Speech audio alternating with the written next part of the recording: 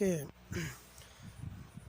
as we know that we can add impurities to a semiconductor to make it more conductive, and the impurities are of two kinds. One is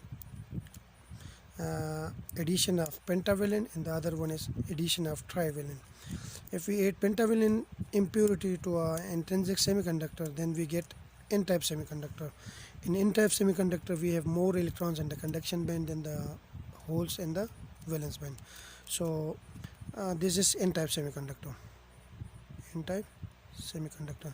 Here we have the donor energy states ED, while in p-type semiconductor, like if we add trivalent atoms to an intrinsic semiconductor, we have more holes in the conduction valence band than the electron in the conduction band. So this is p-type.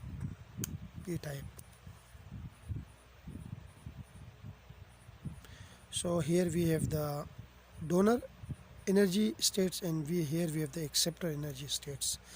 But we can also make we can also add impurities of both kinds. Like if we add both trivalent, which is boron, and pentavalent, which is arsenic, both in the same semiconductors, then the semiconductor behave at a time it behave like both. It behave as have properties of both p-type and n-type. So we cannot differentiate it whether it's a p-type or it's a n-type, but it has a properties of both p-type and n-type semiconductor. And such type of semiconductor, we have both donor energy states and acceptor energy states.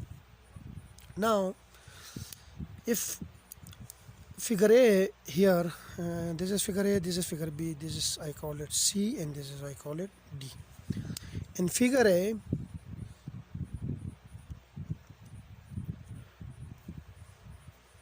a neutral donor absorb a photon and the electron make a transition from higher level in the impurity itself or in the conduction band. Like if a photon falls on this semiconductor, n-type semiconductor, its energy is very, very small, then that photon will be absorbed by the electron in this donor energy level, and they make a transition from this donor energy state to the conduction band. This is one kind of absorption of photon.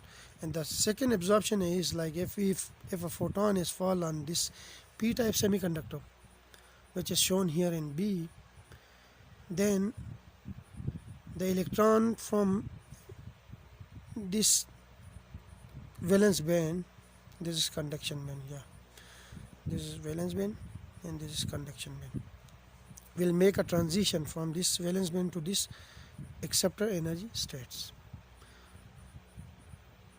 And these are neutral acceptor, okay, these are not ions.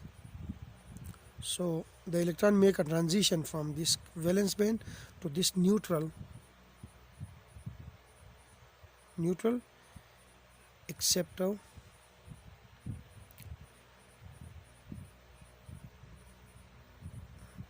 they are neutral. They are just like boron atoms with one deficiency of one electron. So they need 4 electrons to make a pair. So if electron move from the valence band to complete this space, then this electron will be here. Now in figure C, we have a different kind of transition. It's a material, it's a semiconductor with both p-type and n-type properties. So if photon falls on this material, then there are two possibilities now. One possibility is either electron from the valence band make a transition from valence band to this donor energy states or to this donor atoms, and they are neutral donor.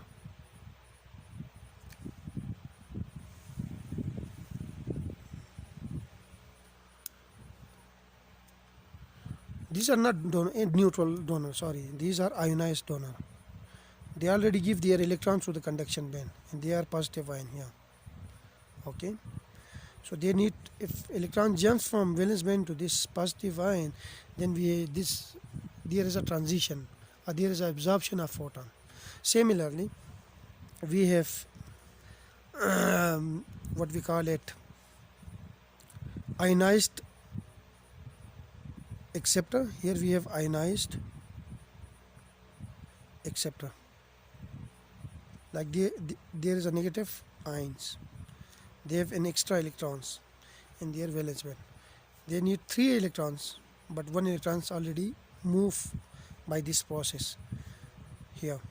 Now, if this electron absorb energy, a photon from outside, and it's jump from this donor ionized donor acceptor level acceptor atoms to the conduction band, then there is again an absorption process, and the photon will disappear during these absorptions.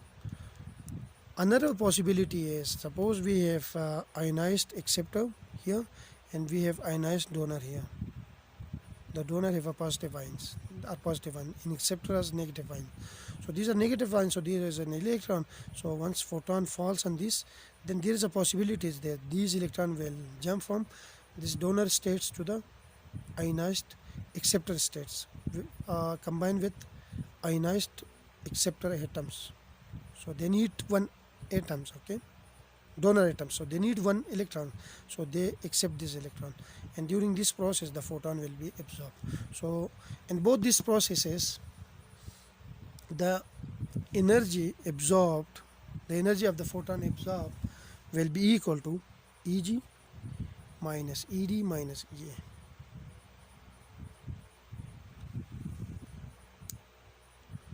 Now, this leads to a discrete structure in this absorption curve, but this is often difficult to resolve because of its proximity to the fundamental edges.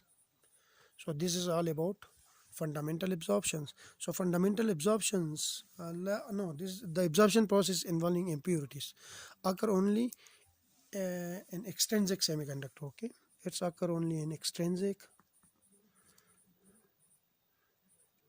semiconductor. In extrinsic semiconductor is either N type, P type, or combination of both N and P. N type and P type. Thank you. In the next video, we will go to the topic of photoconductivity.